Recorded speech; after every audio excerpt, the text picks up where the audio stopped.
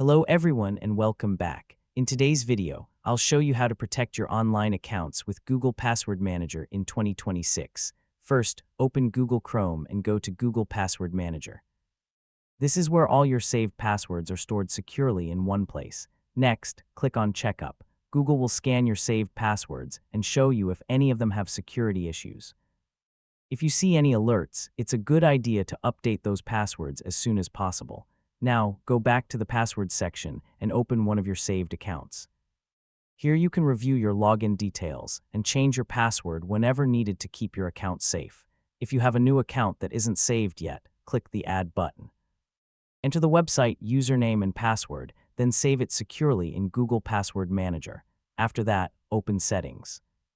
Make sure Offer to Save Passwords is turned on so Google can ask to save your passwords whenever you sign in to a new website.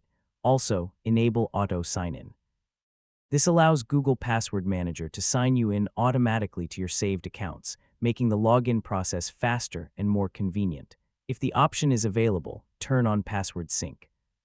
This keeps your passwords updated across all your devices, including your computer, phone, and tablet. And that's it.